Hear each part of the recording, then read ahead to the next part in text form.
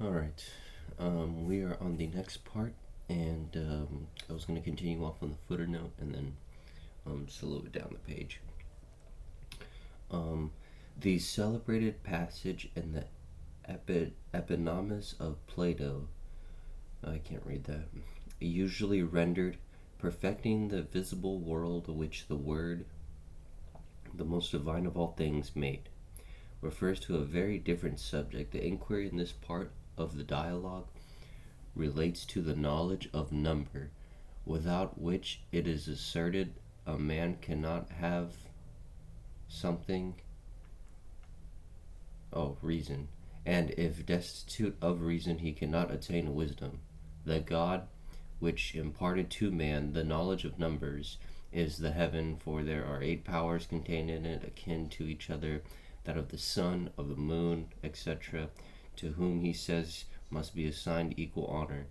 For let us not assign to one the honor of the year, to another the honor of the month, and others none of that portion of time in which each performs its course in conjunction with the others, accomplishing that visible order with which reason, the most divine of all things or of the universe, has established.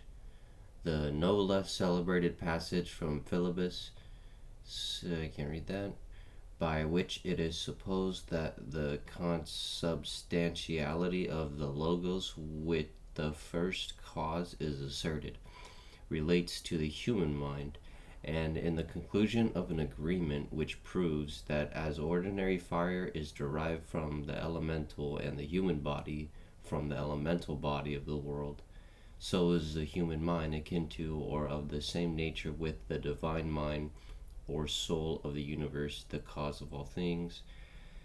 These and other less celebrated passages of Plato, when examined in conjunction with this context, afford us, as Dr. Morgan justly observes, no more foundation for supporting that Plato held the doctrine of the Trinity than the following very curious passage, which he proceeds from Seneca, gives us ground to suppose that it was held by the Stoics. Id actum es mihi cred ab io, quis formator universi fuit, sive ille du est is this the second part? Pontes omnium? Sive incorporalis ratio agentium operum artifex. Sive divina spiritus per omnia maxima minima accali attentione diffusus, sive fatum et immutabilis causarum interse coherentium seriis. To the observations from Dr. Morgan's work, I may venture to add that the word logos, as used by St. John and Plato, has 2 very distinct significations. By the latter, which is Plato's, reason is general and implied. Reason in general is implied, whereas St. John uses it as a translation of the Hebrew dbr, the word signifying also a thing or person revealed, and if at all in the same reason which may be implied from the commentaries of the fathers, not for a reason in general, but for a particular faculty so called.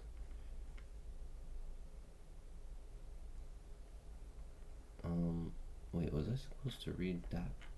No, I think that's it. Sorry, I'm just scrolling through here. And so we finished that footnote. I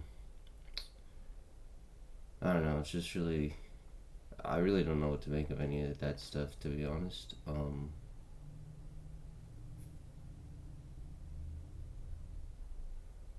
don't know. I mean, I'm really kind of like I can't really break anything down with that type of stuff because, like I said, it's really abstract for me to like kind of like go into detail about it.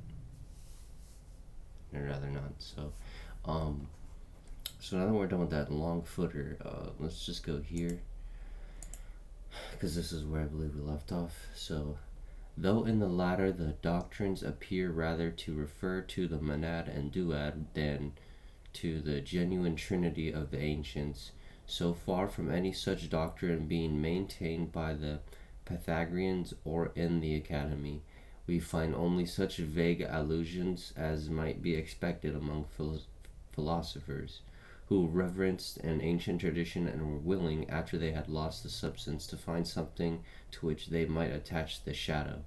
The error which Dr. Morgan has refuted took its rise with the fathers of the church in the 2nd century. They were led into the mistake by the word logos, used by Plato and St. John, and made the Platonic Trinity to consist of God, the logos, and the soul of the world.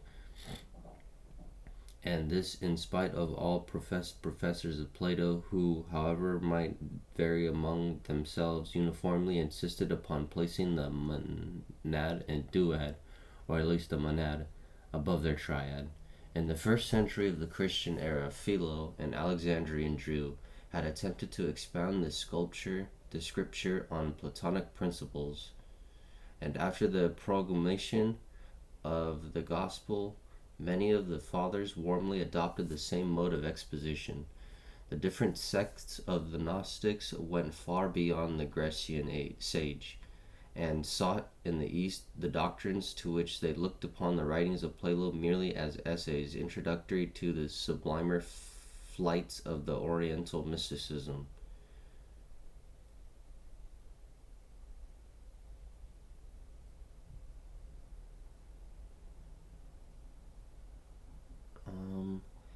Okay, so this is saying that, like, all the Greece and Gnostic stuff went over into the East?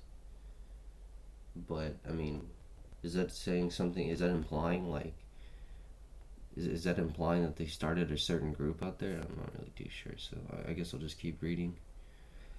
And they treated his followers with that contempt against which the vanity of a philosopher is seldom proof.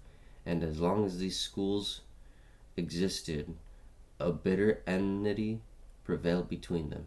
The Gnostics gave at once a real existence to the ideal world, and continuing the chain of being from the supreme, though numerous, orders of aeons, personified abstract ideas, of which the second and third persons of the Trinity were the first and second aeons, and from thence to the lowest material species, founded that daring hearsay which so long disturbed the tranquillity of Christendom.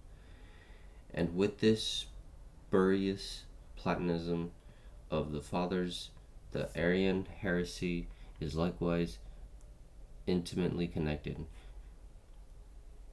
Okay, we'll read that footer, but I think there's another footer over here, possibly? No. But for the particular... Okay, oh, sorry about that. Okay. Alright, let's read this footer too. It is curious to observe the Arian and Orthodox illustrations of Eusebius and Epiphanius. The former illustrates the Trinity of heaven, the Son, the Spirit, or the heaven, the sun, and the moon, the two latter as the leaders of innumerable hosts of spirits and stars, evidently derived from the prevailing notions of the fathers relative to the Platonic Trinity, whilst Epiphanius, I don't know why I struggled with that one, declares that this great mystery is properly understood as fire, light, and spirit or air reveal it to us. I mean, honestly, it's just kind of like more, I wouldn't say modern symbolism, but it's more like kind of Greek. And Greek is more modern than more the older stuff that's like kind of like in Chaldaean and all that stuff. So, I mean, all this symbolism is still important to kind of like keep hold of, but I don't know, like all this stuff they're talking about is not really like what I want to focus on. I really want to focus on more of the more ancient roots. But they always, I don't know, it seems like everybody wants to include like Greco-Roman philosophy and doctrines because that's what we have the most of.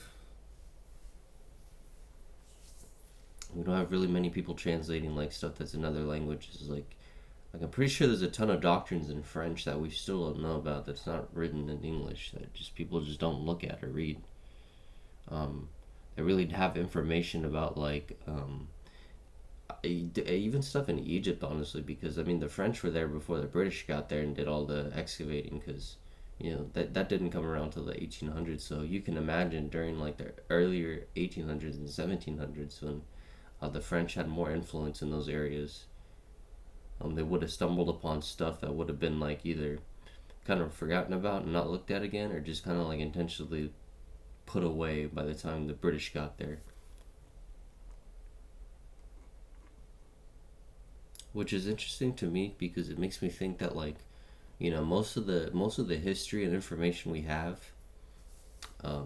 is fundamentally like British, because it's like everything's in English and most of our translations and stuff are still in English, and really like people kind of, academics and scholars kind of pick and choose these stuff. Like I don't know if it's just unanimously or if there's some sort of like reason that gets put. They're like, oh yeah, we want to translate these texts because we find these texts to be the most useful, or what have you. But they're from French, which come from Arabic, which come from older languages, and yada yada yada. So I think this stuff is kind of important, but it's not really. I'd have to go back and look at older stuff and like draw the connection. It's kind of looking at like a bunch of. It's kind of looking at like the Old Testament, and like I look at the Old Testament. I'm like, okay, there's older stuff that's like taken from those lands in the Middle East that these stories derive from. So why don't I just look at the older stuff? And it's the same exact stuff with this stuff. It's just like I'm looking at this stuff, and it's nice and all, and it's good to know this stuff, but like I want to investigate like more of the older stuff, because that stuff has the most like merit, and it has the most like revealing information about like investigating history and what really happened back then, what's really going on. Well, in any case, let's continue to this page. I think I just started on this page, right? But the internal heresies of the church were not only ill effects which the misguided zeal of the fathers in forcing upon Plato the doctrine of the Trinity brought about, though it is possible that by pointing out some crude similarity of doctrine they might have attained some converts by rendering Christianity less unpalatable to the philosophical world of that day, yet the weapon was skillfully turned against them, and with unerring effect, when the pagans took upon them to assert that nothing new had been revealed in Christianity, since by the confessions of its very advocates, the system previously contained in the writings of Plato. In the 3rd century, hold on.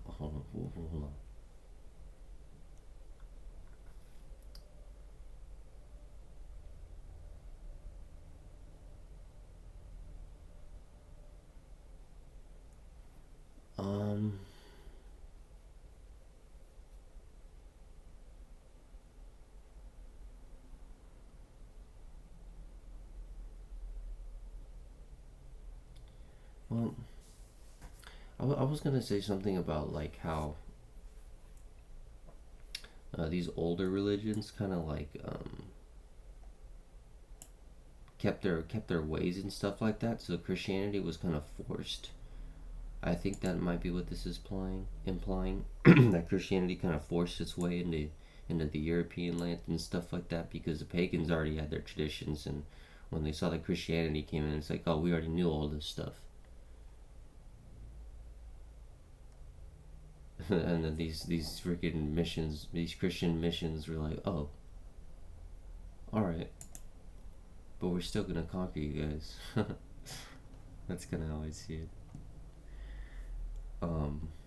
In the 3rd century, Ammonius Saccas, universally acknowledged to have been a man consummate ability, taught that every sect, Christian, heretic, or pagan, had received the truth and retained it in their varied legends. Okay, well, I think that's what I was just saying earlier.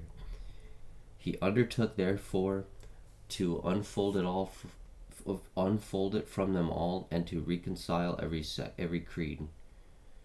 And from his exertions sprung the celebrated eclectic school of the later Platonists, Plotinus, Amelius, Olympius, Porphyrius, Jamblichus, Syrianus, and Proclus were among the among the celebrated professors who succeeded Ammonius in the Platonic chair and revived and kept alive the spirit of paganism with their bitter enmity to the gospel. For near 300 years, the Platonic schools were at length closed by the edict of Justinian, who I think was an Eastern Roman emperor or a Byzantine emperor. So that came like a few hundred years, like 5, 6, maybe 700 years after the Roman Empire was founded. So just kind of putting that in perspective, some people don't know. And 7 wise men, the last lights of Platonism, Diogenes, Hermias, Eulalius, Priscianus, Damascius, Isodorus, and Simplicius, retired indignantly from the persecutions of Justinian to realize the shadowy dreams of the Republic of Plato under the Persian despotism of Khosrow. For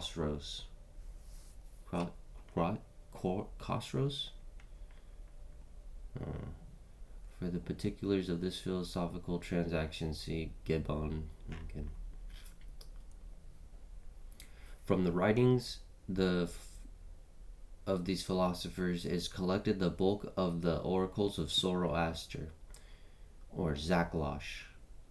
A few of them were published by Ludovicius Tilletanus at Paris, with the with the commentaries of Pletho, to which were subsequently added those of Cellus.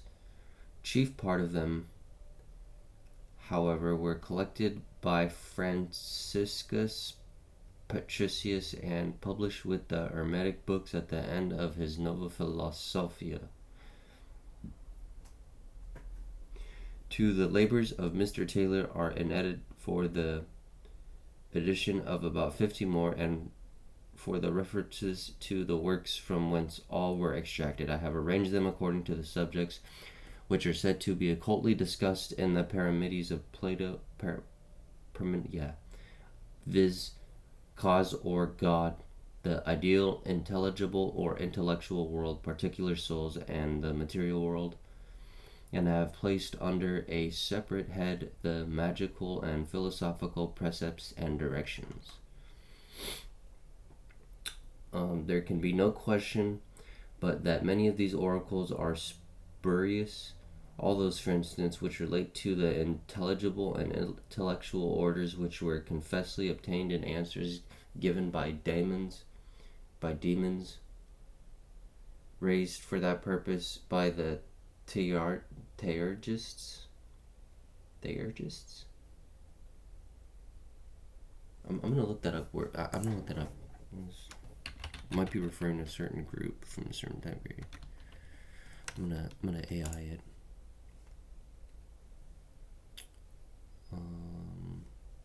Hold on, let me real quick. Let me do a new window, and then let me just pull up Google Gemini. 1 second. I know I'm like wasting a lot of time right now. I can't grab it. All right.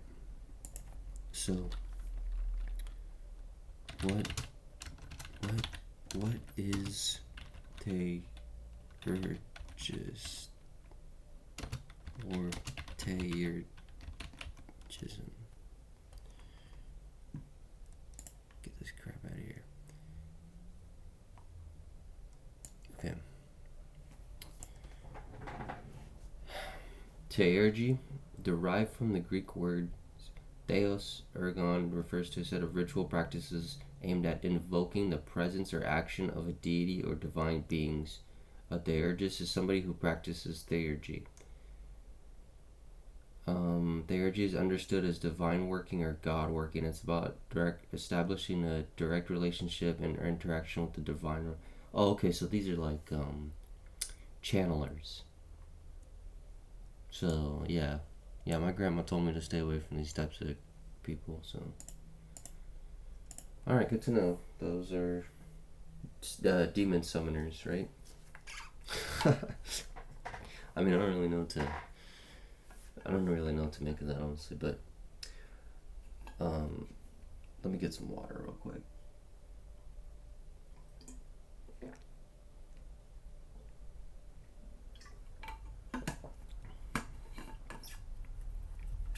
I mean, I guess it's basically just channeling. That's crazy. It's like God work. Doing the God's work. I don't even know what that means, dude. You know what I mean? Like, we get the mind and matter separated. So this book's saying it's all connected. But okay, so interesting point there to look up. I'm glad we looked that up. Let me see what the footer says. The Theurgus were the two Julians, the father-child Chaldaeus and the son Theurgus. They flourished in the reign of Marcus Antoninus, and were the first who delivered the oracles upon the intelligible and intellectual orders. Okay. Who, as well as all the later Platonists, made pretensions to magic not only in its refinements, which they were pleased to designate theurgy, but also in that debased form which we should call common witchcraft. Yes, so I mean, that's what most people would call this type of stuff.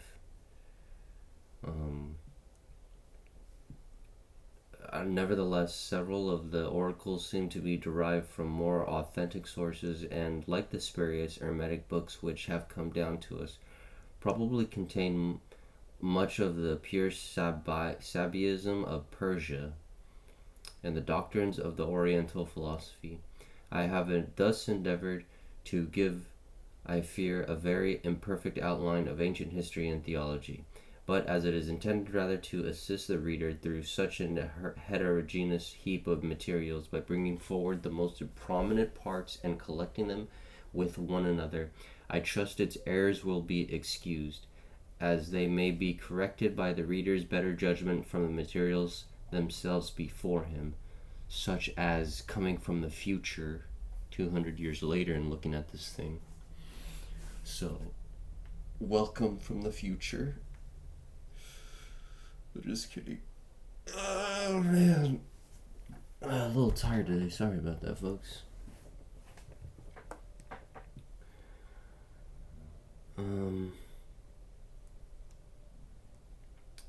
Cool. Wow. Pretty excited now. In closing the subject, I beg to offer my sincerest thanks to Isaac Queymore, Squire. Mate, does that mean Squire? I don't know.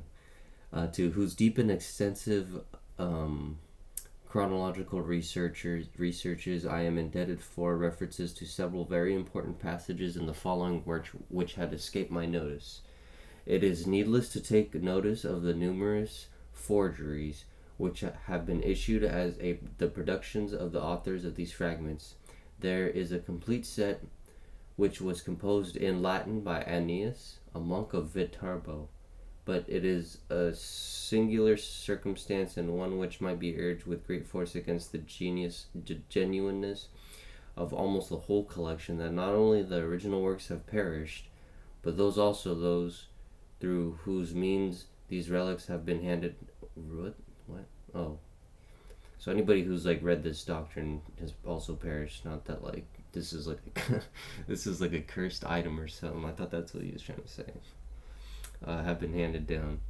With the exception of these fragments, not only have Cinchonietho, Borosus, and the rest passed into oblivion, but the preservers of their names have followed in the same track and to a more unusual fate.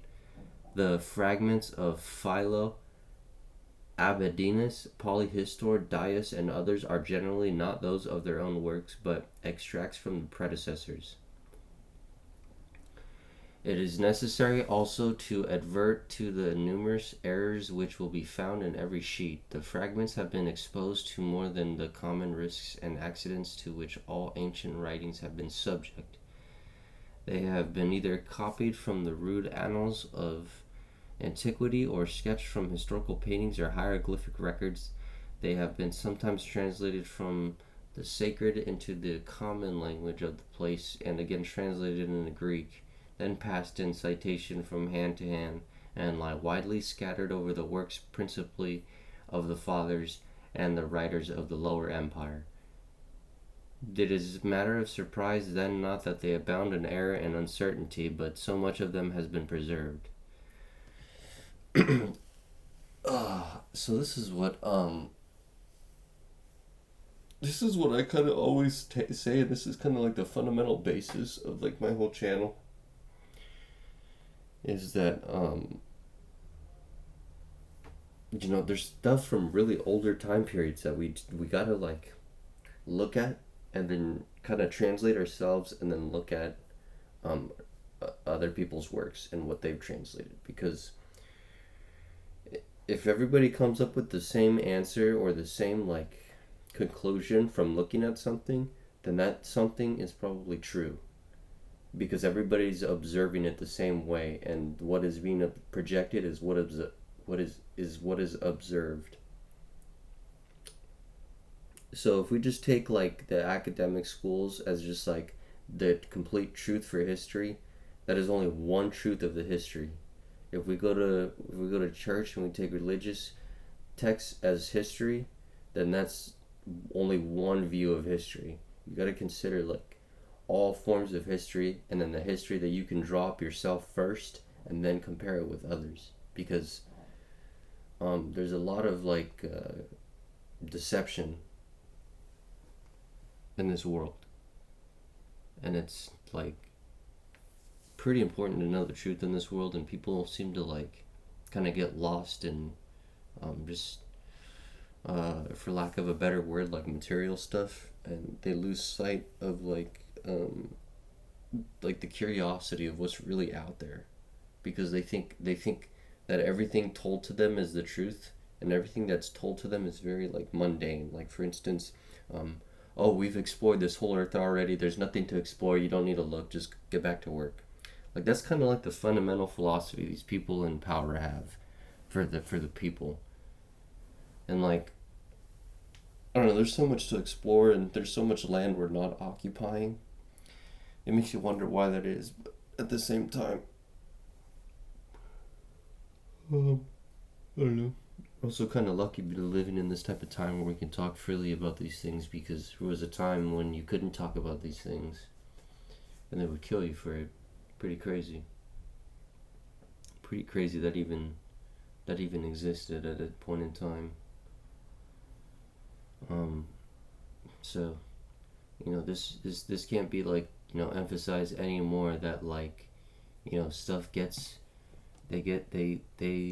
get lost in translation. It's literally like that game telephone everybody played as a kid. You whisper the rumor in the ear, and it gets like misinterpreted, and then boom, there goes a mistranslation already, and then that gets passed down to so many other people.